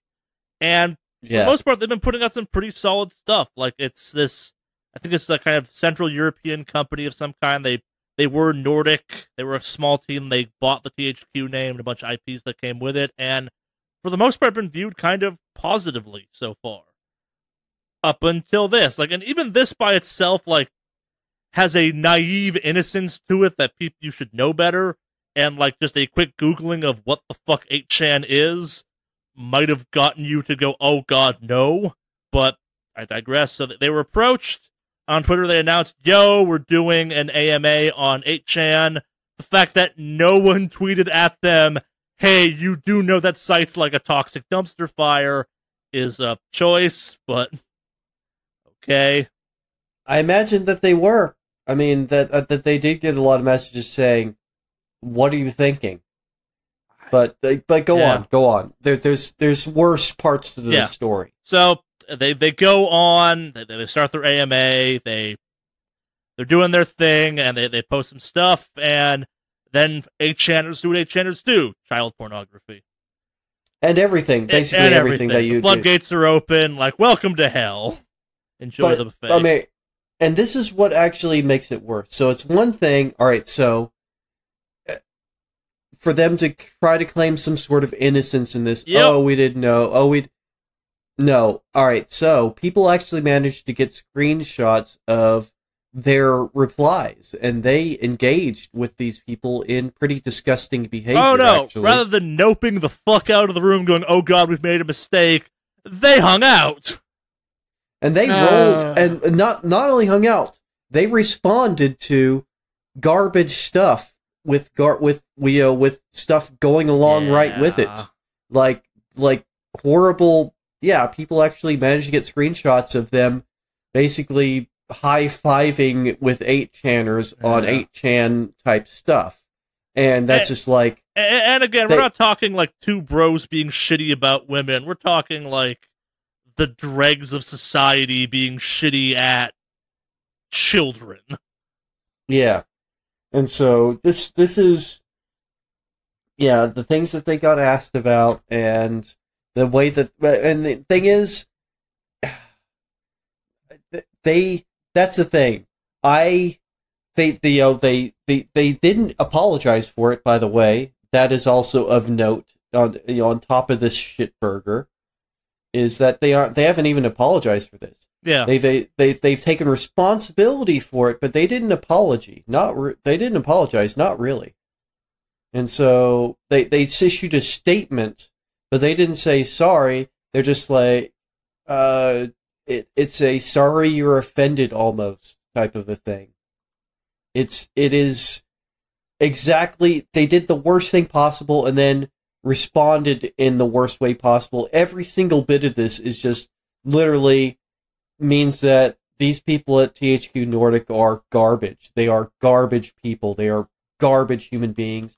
I don't accept anything that they say now because of the way that they handle themselves on the board itself. I mean, it's one thing to go someplace and be like, in any case, let's just say that, and be like, well, I didn't realize what this was, I'm done here, I'm noping out. Nope, they stuck around and the thing is, they say, oh, they didn't know, then it's literally your job to know. Yeah. And so what I'm going to say is, and I'm going to go on the cynical side, is say, they knew exactly what it was. They did this for publicity. They knew there's no way that you are a high-level executive, and this is literally your job to do marketing and research, that you would hop into a forum that you know nothing about. That's literally your job. So yeah, I'm going to say they knew exactly what it was about, and they knew exactly what the fallout was going to be. They had already, I think their message is already handcrafted what they're going to put out afterwards. I don't think they're sorry about any of it. I don't think that they did it completely on purpose, with complete knowledge of what it was and complete knowledge of what they were going to do. They went in and did it, and then afterwards put out a statement saying, okay, yeah, we did this thing. So what? Yeah, there's been a couple rumors floating around too, or kind of theories that like this was some insidious thing from inside THQ Nordic to legitimize 8chan, because that's the thing 8chan's weirdly into, oddly enough. It's just disgusting at the end of the day. Yeah, it's the whole thing is awful. Yeah, and they handled no part of it like a good human being. Yeah, the fact that like no one's been fired yet, at least kind of like this is one of those things where it's like you load your fucking PR person into a can and shoot them out a window when they fuck up this bad. Like it's that's why I'm saying that it wasn't an accident. That it wasn't from their point of view, it wasn't an accident. It wasn't a screw up. Yeah, that they did this with full intentions, knowing exactly what they were doing. I'm not willing to quite go that far, but I get where you're coming from. Definitely, they didn't fire the people. They conversed about garbage topics in the AMA itself. Yeah, that's where it gets weird. Again, like it's that tells me that they knew what this is. And they were fine with it. Yeah. And they're still fine with it because no heads have rolled over this. Yeah. It's just, this whole thing just like, I feel like we have a new contender for who can be the shittiest publisher game company right now. Like, apparently that's the in right now. We have EA and Activision doing shitty shit. TH Nordic or whatever is like, what can we do to really get fucking shitty here?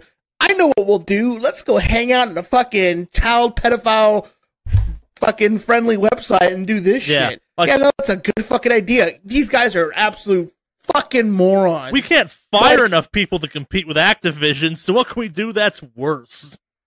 Pedophilia. These guys are fucking stupid. The lolicon. Well, the thing is, that's the thing. I don't think they're stupid. I think they're malicious. That's the thing. That's what kind of blows my mind is there is everything in this that says this was intentional, and that's the thing about it that really sickens me and drives me crazy is that it seems fully intentional, despite what they've kind of tried to say. It's everything else about it says this was fully intentional. They weren't sorry. They're sorry they got caught. They're sorry that cable pulling out of the nosedive. Yeah, it's like even at its most innocent version, this is bad. Like as someone who genuinely was happy they made a Darksiders 3, it's like, oh, that game did really well for itself. Cool. They might make Darksiders 4. Like, I feel weird now, feeling excited for anything they're up to. Like, I am loving Metro Exodus. But part of me is like, we didn't talk about it this week, because I'm like, nah, I'm not talking about THQ Nordic thing this week.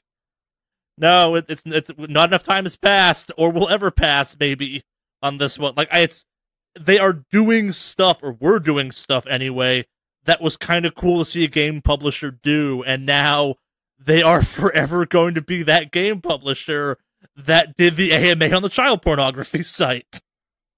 Yep. Which is just ridiculous. There's been weird stuff kind of like the THQ Nordics, they've been slowly trying to transition to being THQ, like it's please don't sully the name THQ, like that was a weird company, but like, they don't deserve to be associated with this. This is ridiculous. How the fuck did we get here? Yeah, I mean, what train of dumb, malicious thought led to this result? And like I said, every step of the way has a lot of intention to it. This isn't me tripping over a rock and falling in a mud puddle. This is a planned and measured thing. Like, he had to plan this out. He had to plan a time and a date to do this. And, decide on 8chan in the first place, and then set up a time and place, put it on their Twitter, and leave that link on their Twitter feed for, it says, at least 12 hours after they posted their half apology, which wasn't really an apology, because, like I said, they left the link up for another 12 hours on their Twitter. And so, no, they weren't sorry. And I know part of what they were thinking is they wanted to get some attention. Oh yeah, no, we are potentially doing exactly what they wanted to. Like, you are now very aware of who THQ Nordic is. Well, but it's like not all attention's good attention, and especially like, yeah, now they are forever going to be that company that's cool with child porn. That's how I'm going to know THQ from now on. Yeah, not even THQ, really. THQ Nordic. Yeah, like I started to say, like, it's even at its most innocent interpretation of we did not know and, like, serious corporate blindness, it's still, like, you stuck around and chatted. Like, that's, like, the correct reaction to this, like, was, okay, we have to throw this computer out a window now because it's been to 8chan, and we did not know what that was somehow, and we're bad at our jobs. Burn this room, too. Send in the decontamination team. Yeah. I mean, there's like I said, there's too many steps here which tell me it was no accident. No, you're absolutely right. Like, it's one of those ones where you can make an explanation. Like, there is a plausible, albeit weak explanation for didn't know, corporate indifference, like, they approached us like, it's a website that does AMAs. Okay, cool, whatever, we'll do it, I guess. It's not one of the two big ones. Fuck it, what's the worst that could happen? Like, it's you hear stories of people in big companies not knowing what the fuck's going on in the real world. Like, that's fine. But you hung out still. Like, yeah, no. And you can still do research. Like, it would have taken them literally a few minutes to look it up, which tells me they did. They did look it up. They know exactly what it is. They did what they did completely on purpose. There's no point at this that you could call an accident. Like I said, this isn't oops, I tripped and fell into a mud puddle. No, this is you jumped into the mud puddle very, very specifically, very, very intentionally. Yeah, no, it's weird. We started off this conversation with me being like, yeah, mistakes happen, but no, like, you're absolutely right. It's like, this is some, like, at minimum, willful indifference, and like, yeah, this doesn't just happen. Mostly because now that I'm saying it out loud, you can't just wind up on 8chan by accident. Like, you legit can't Google your way there. You have to be on an ISP or running something that will let you get around multiple ISPs saying, we don't go there, this is some darknet shit. Yeah, I threw you guys a post, which is a post of, some of the proof of how they stuck around in there and answered, not good. It's just not good. Yep. Yep. Yeah, it's... Yeah, no, I can't, in a certain way, it's beyond my ability to comprehend. Yeah, it no, properly. that's the problem. Like, it's one of those things where it's kind of like, you don't have to say Nazis are bad, because it's a given, but now we live in a time where you think, no, Nazis are bad, we all remember that shit, right? Like, don't go to the dark net. It's bad. It's the dark net for a reason. And it's not dark net like Pirate Bay, it's the dark net like you need a special browser to get there. Yeah, it's just... Anyone got anything they want to add to this? Nope. Company does stupid shit, and they're malicious assholes, and Yep. I feel we should start doing emails where we do our super shitty story of the week. Going into emails, I always feel bad, where it's like, man, you took time to write us an email and shit, but like, we just got done like on a real bad topic that's important, but like, we're not funny anymore. But yeah, email time. You want to contact us, Henry, how do you go about doing that? That is wickedawesomecast@gmail.com. What's that email again, Alex? That is wickedawesomecast@gmail.com. Wickedawesomecast@gmail.com. Spells it sounds down the show notes, etc., etc. I don't fucking have the energy to do this almost post talking about that bullshit. But we will persevere. Because this is a good one and a fun one, and it deserves to see the light of day. Dear Wicked Awesome Cast, last week the idea that people are too quick to jump to "it's the Fire Fest of X" was floated, and after the explanation of "no one gets hurt on an island," I found myself agreeing with this. As someone who likes overusing that comparison, however, I am now in need of an official Wicked Awesome Cast ranking scale of fuck-ups and an explanation of that rankings. So, you missed this last week, Henry. We kind of there was the Fire Fest of video game Fortnite stuff, except it was probably more the Dash Con of video game stuff that didn't already exist. So, do we have a quick... what are the big fuck-up festivals? Obviously, Fire Festival is kind of the marquee because legit people got stuck on an island. I think Fire Festival is probably the worst of all of them, I think. Dash Con was pretty shitty with their ball pit, which became great meme material. Oh no, I'm making an actual list. Like, let's brainstorm. We're gonna put these shits in rank. There's the failed Fortnite thing that we covered last week. That's in there. That one wasn't as big of a fail because, as we mentioned, it was like not very big, pretty cheap, didn't cost much to get into it, and it was a fail, but it wasn't a fail that cost you $1,000. What did it was a fail? It was a fail for like $20. Yeah, but I'd also say that the Pokemon Year 1 celebration thing that definitely makes the list. Oh yeah, E for All, the E3 knockoff that happened for a few years in LA. Still technically happening. E for All? E for All hasn't happened. Isn't that part of E3?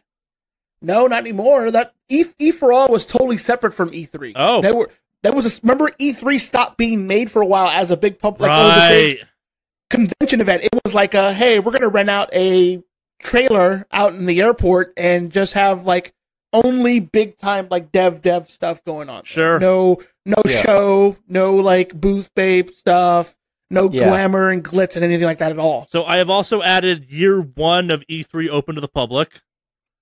Yeah, it's up there. There was a music festival that happened somewhere. I forgot. I want to say it was like a Southeast Asian island or something like that, and they had a tsunami warning, and they decided to keep playing, and people got wiped out by that tsunami because they were playing recently, on a like beach. the boy bands got wiped out to sea or something?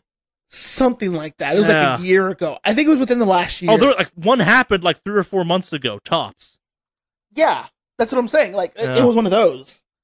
I don't know what that was. I don't know if it was just a regular concert thing, but yeah, sure, that's pretty bad.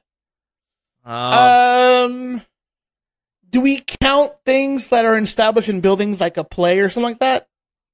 Show your work. Can we count that? One. Okay. Do you remember when they were trying to work on that Spider-Man Broadway show and people kept getting hurt? Yes, or dying? that definitely makes this list. Okay, there we go. I'm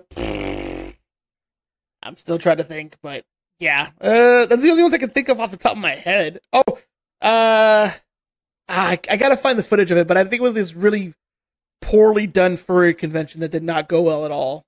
Okay. I don't remember. Did it go badly, or did it go like DashCon badly?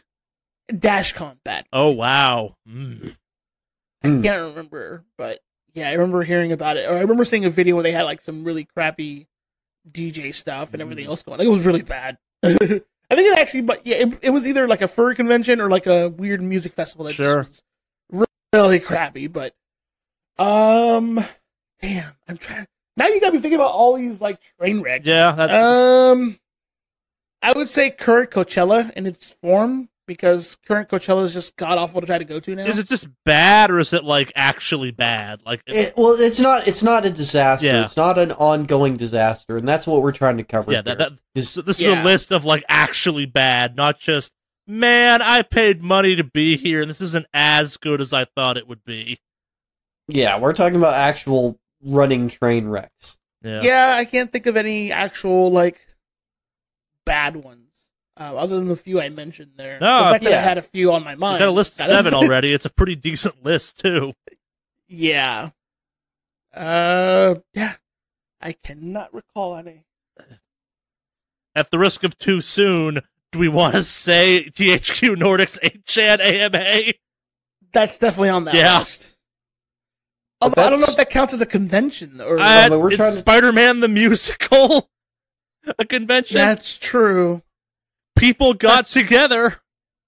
Yeah. Okay. Yeah, we can throw that on the list of just.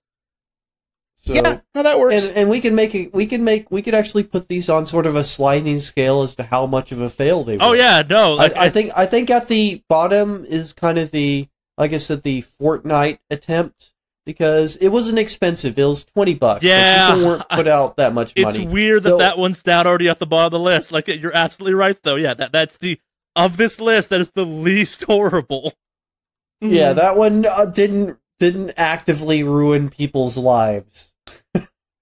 I think number one still has to be Fire Festival. That's gotta be the worst one. Don't disagree with that. Yeah, like, it's kind of hard to beat.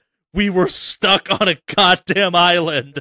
And two fucking documentaries are being made about the epic fuck-upness of this, and one of them's like, yeah, security frauds happened. Yeah. Like, that one's just straight criminal. Yep, like actual criminal fraud. Whereas, like, in the case of Fortnite, it was only slightly criminal, like the whole, using Fortnite without their permission. Yeah. Else, obviously, but no, when it comes to Fire Festival, that's actual criminal fraud. That's like that's arrestable. Criminal, the capital crime in the word criminal. Yeah. Yeah. So we got Fortnite at the bottom. It pains me to say it, but I think DashCon is maybe the next one on the list. Because again, no one got hurt at DashCon. No one got physically hurt or stranded at DashCon. Yeah.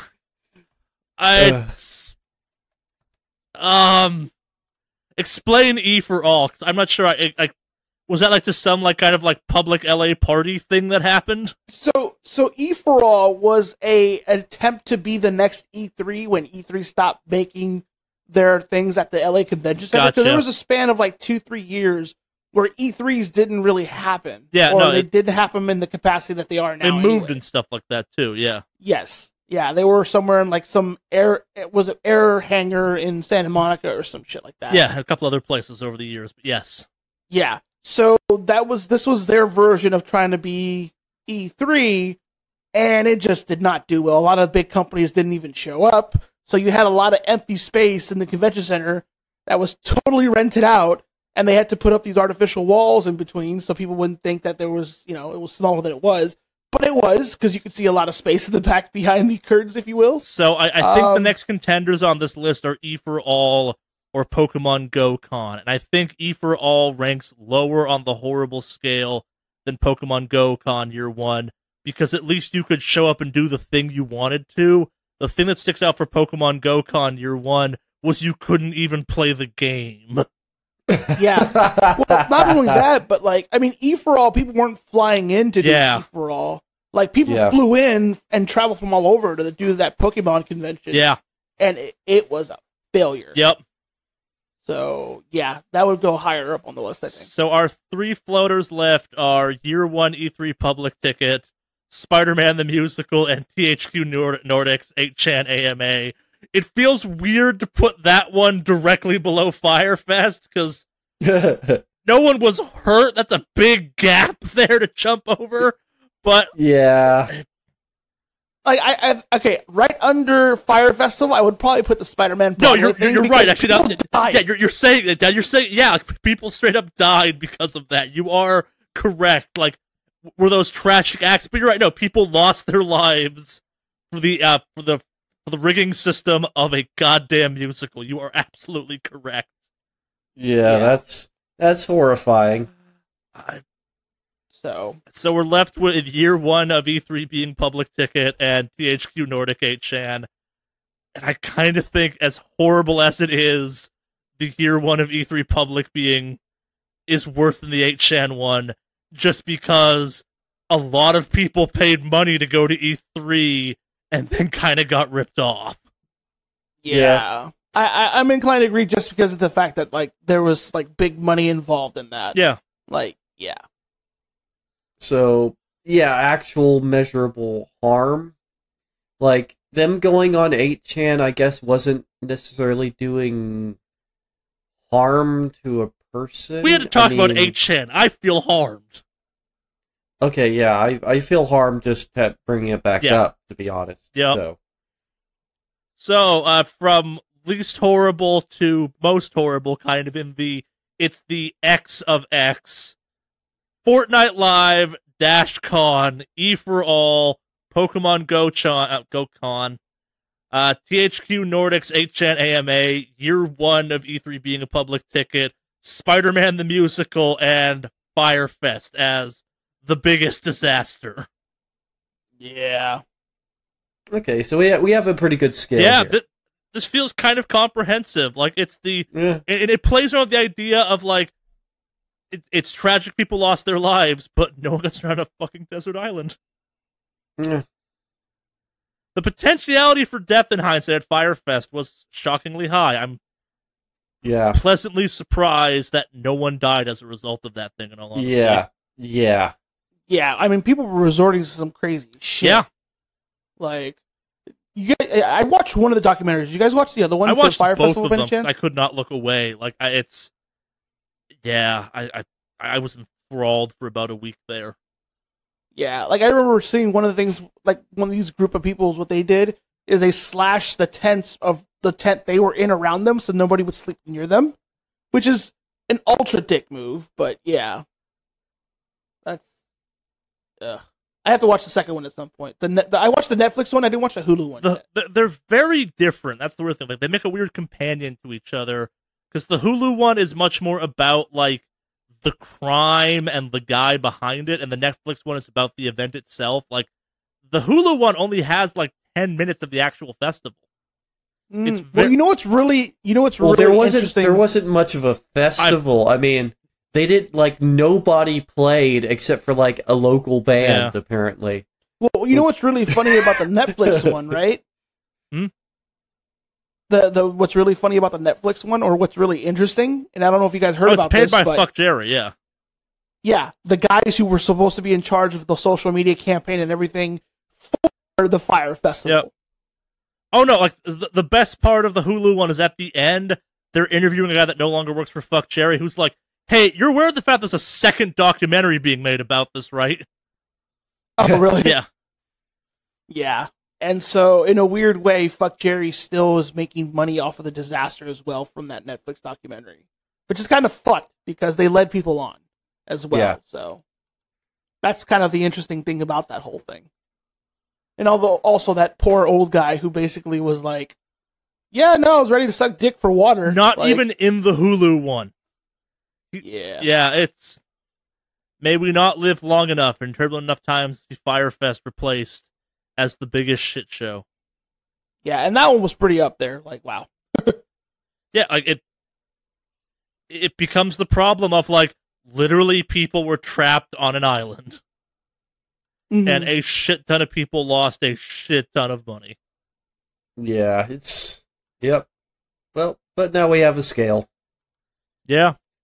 Scale of fail. Yep. We need to actually make that a chart and have it and publish it at some point and be able to add stuff in between it. Oh, no, I'm leaving it on. I will leave it in our show notes. The so we can update this. Perfect.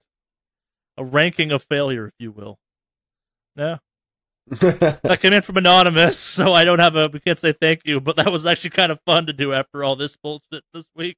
Yep. Thank you for writing in. That's it for emails this week. I pulled that one because it was a long one, and also only showed up this week, so yeah. Again, wickedawesomecast@gmail.com down the show notes, except hurrah. That does for this week's episode, gents. Anything you want to say before we get the hell out of here?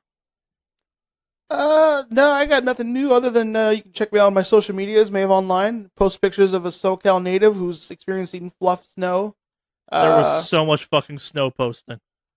Yeah, I know. So much fucking snow. Yarp. I kept waiting for the video of you, like, dog style rolling around in the snow outside.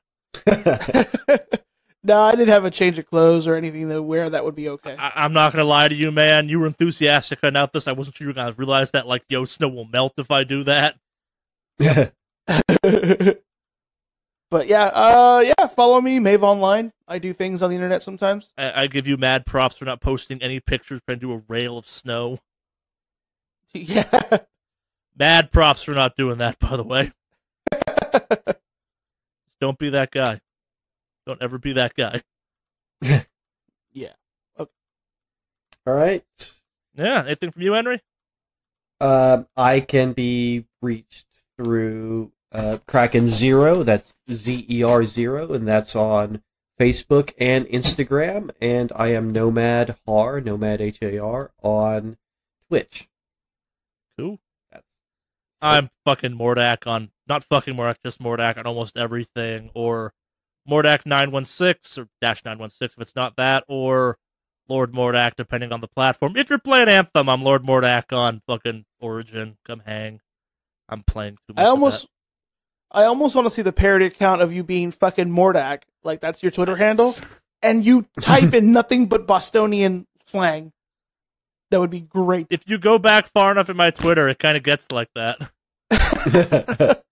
I may have deleted all that shit or set up so it deletes like year-old stuff at this point. I don't know.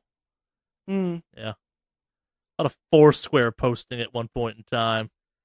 Fucking Foursquare. The ultimate surveillance state. Yeah. That's gamatized, the idea of keeping track of your ass. Mm-hmm. And you're volunteering to keep track of all that information. Well, yeah, that does it for this week, unless someone's got anything else in the last minute to say. You were out last week, Alex. You want to take us out? Of course. Cue the message.